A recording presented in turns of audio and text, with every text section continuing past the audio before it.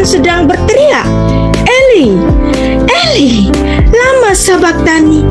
Matius 27 ayat 46. Kira-kira jam 3 berserulah Yesus dengan suara nyaring. Ini maksudnya jam 3 sore ya. Suara nyaringnya itu apa? "Eli, Eli, lama sabachthani." Kita harus menggali wawasan Ibrani dari mana dahulu Tuhan itu Yesus tinggal. Tuhan Yesus bukan orang Eropa. Tuhan Yesus bukan berasal dari Jerman. Tuhan Yesus berasal dari tanah suci Israel. Benarkah seperti itu? Bahwa ucapan Tuhan tidak akan dipahami manusia sampai nanti manusia itu mati. Benarkah? Kalau memang perkataan Tuhan ini sulit, berarti dia bukan Tuhan yang Maha Kasih. Tuhan Yesus itu mengucapkan Eli, Eli, lama sabachthani. Apa yang ada di Taman Getsemani itu? Nah, biasanya orang memandang bahwa Yesus itu berdoa di Taman Getsemani. Tetapi ada juga pemahaman yang lain bahwa di Taman Getsemani di situ ada gua, yang dimana di gua di situ itu bisa dijadikan sebagai tempat pertemuan. Nah, betul-betul di situ ada gua. Nanti kalau Anda ke Israel, di taman itu nanti ada gua Getsemani. Di Taman Getsemani, Yesus Kristus menyatakan kerelaannya untuk meminum cawan penderitaan, bahkan 3 kali. Berarti di sini Yesus siap mati. Tuhan Yesus mengatakan sesuatu yang extremely di Getsemani. Tuhan Yesus bersiap untuk menelan cawan pahit tadi. Pertama, Tuhan Yesus mengucapkan ini. Kemudian diulang ayat 42. Tuhan Yesus mengucapkan kerelaannya untuk meminum cawan pahit penderitaan. Jadi di sini memang Tuhan Yesus itu ada ketakutan di Getsemani. Yesus Kristus dalam keadaannya sebagai manusia ada kegentaran sebelum siksa salib itu. Tetapi Anda harus ingat bahwa Yesus Kristus telah mengucapkan kerelaannya untuk mati bukan sekali, bukan 2 kali, tetapi 3 kali. Mazmur pasal 22 dipercaya dalam tradisi orang Yahudi sebagai mazmur bagi para ibu. Nah, jadi sekarang Anda bisa memahami kenapa Tuhan Yesus mengutip Mazmur pasal 22 ayat 1 ini. Dia telah melakukan hasakah 3 kali, extremely siap untuk mati. Maka Eli, Eli, lama sabachthani itu bukan teriakan untuk diri Yesus, tetapi suatu ungkapan yang Yesus berikan kepada ibunya. Jadi bisa Anda bayangkan, Yesus sedang berdarah-darah. Di mana seorang ibu yang tega melihat anaknya sedang berdarah-darah. Anda bisa membayangkan si ibu Maria ini pastilah dia teriak-teriak histeris, menangis pilu melihat anaknya disiksa berdarah-darah. Maka Tuhan Yesus harus menenangkan kembali tangisan dari ibunya ini.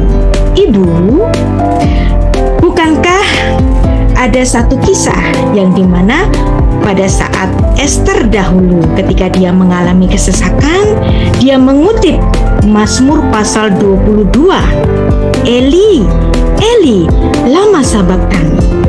Dan setelah 3 hari dan 3 malam, apa yang terjadi? Ada mukjizat kehidupan.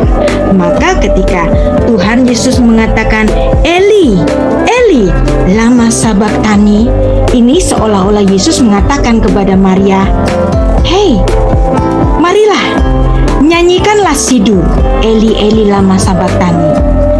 Nanti 3 hari 3 malam setelah ini akan ada mukjizat kehidupan seperti yang pernah dialami oleh Ester." Karena memang sedianya Mazmur pasal 22 ini adalah sidur bagi para ibu-ibu ketika mereka ada di dalam kesesakan, berharap akan adanya mukjizat. Nah, mukjizat akan terjadi persis seperti yang terjadi pada zamannya Ester. Jadi seolah-olah Tuhan Yesus di kayu salib itu seperti seorang song leader. Lupa ya kalian? Yuk kita nyanyi, Eli, Eli, lama sabachthani. Maka engkau akan mendapatkan mukjizat kehidupan. Itulah sebabnya sabda yang keempat ini saya katakan sebagai sabda pengharapan. Kalau memang segitu hebatnya tulisan-tulisan Yahudi itu sedemikian sampai membawa pada kode-kode untuk satu keselamatan yang seharusnya mereka terima, kenapa sampai sekarang bangsa ini tetap menolak bahwa Yesus itu adalah Mesias? Oke. Ya. Apa yang terjadi pada orang Israel adalah sama persis yang terjadi pada zamannya Tuhan Yesus. Ya. Jadi pada zaman Tuhan Yesus dahulu ada orang Yahudi sebagian yang percaya, ada sebagian Yahudi yang tidak percaya. Nah, orang-orang Yahudi yang percaya masuk ke dalam kelompok 12, kelompok 70, dan bahkan menjadi para pengikut dari para rasul pada saat Pentakosta. Rasul Petrus dapat menobatkan 3.000 orang. Nah, yang artinya memang ada kelompok-kelompok yang tidak percaya. Baik hari ini pun juga begitu.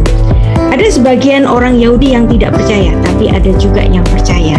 Nah, ini juga nggak boleh kita globalkan bahwa semua orang Yahudi nggak percaya, karena misalnya di Israel Bible Center ada Profesor Elili Sorking Eisenberg. Dia adalah seorang Yahudi dan tetap beragama Yahudi, tetapi dia seorang Jewish believer. Ya. Nah, untuk pertanyaan yang pertama tadi, bagaimana dengan orang yang salah tafsir? Masuk surga apa masuk neraka nih, gitu kan? Nah, jadi kita harus tahu bahwa keselamatan adalah dalam iman kepada Yesus Kristus. Salah tafsir itu nggak menyebabkan orang itu jadi nggak selamat, enggak. Tapi ini saya nggak bermaksud untuk mendebatkan masalah ada tidaknya api pencucian, bukan. Tapi saya hanya menanyakan tentang apa ya, hutangnya ini apa Bu ya? Definisi hutangnya itu. Mengenai api pencucian itu kalau saya melihat itu masih dalam ranah tafsir saja. Ya. Tapi prime doktrin utamanya yaitu iman kepada Yesus Kristus, dan itu yang menyelamatkan dia. Kalaupun nanti ada api pencucian gara-gara kenapa kok ada ide semacam itu?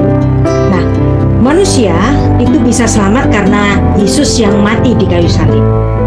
Tetapi setelah dia diselamatkan dalam kehidupan sehari-harinya, dia kan masih bisa berdosa.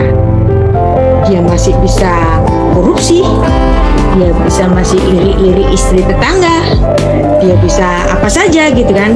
Maka dalam kematiannya itu, meskipun dia sudah diselamatkan, ada api pencucian.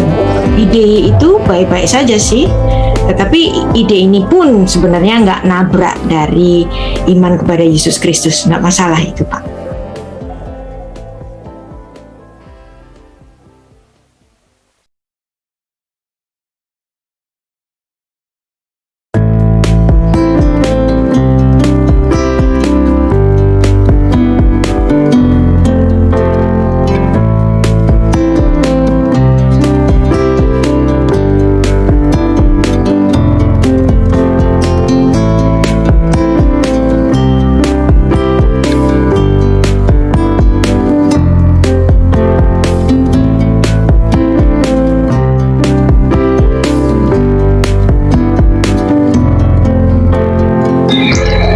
Begini, sebenarnya Rita Wahyu itu menggunakan retorika yang tidak jujur ya. Kenapa tidak jujur? Dia membuat kesan seakan-akan ini kontras antara teolog Barat dan Yudaisme dalam konteks Perjanjian Lama. Itu sama sekali tidak jujur, karena kalau saudara dengar presentasinya, Yudaisme yang dia bicarakan itu bukan ancient Judaism, bukan Yudaisme kuno pada konteks Musa atau konteks intertestamental atau Second Temple Judaism. Yudaisme yang dia bicarakan itu Rabbinic Judaism. Dia kutip dari Rashi yang mengkaitkan Mazmur pasal 22 dengan Ester yang sebenarnya tidak ada di dalam teks Ester.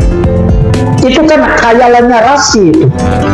Nah, yang saya mau bilang itu begini, kalau kamu mau bicara tentang Yudaisme, kamu harus jelas Yudaisme yang mana yang kamu maksudkan. Rita Wahyu ini kan sebenarnya lagi berbunga kangkung sama Rabbinic Judaism.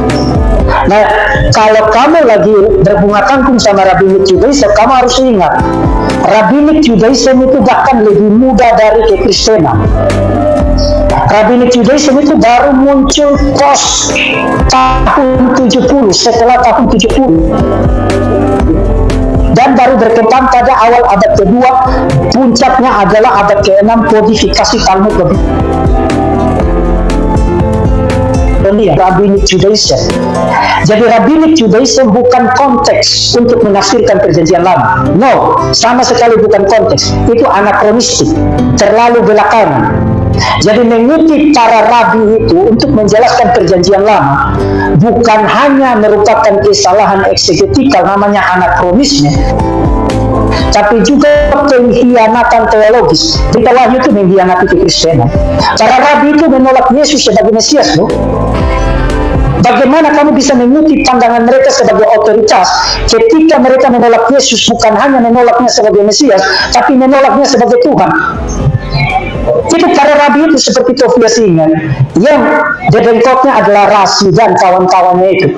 Bagaimana kamu bercumbu dengan orang-orang itu, menjadikan mereka sebagai otoritas untuk menafsirkan kitab suci, sedangkan mereka teologinya, agendanya adalah melawan kekristenan.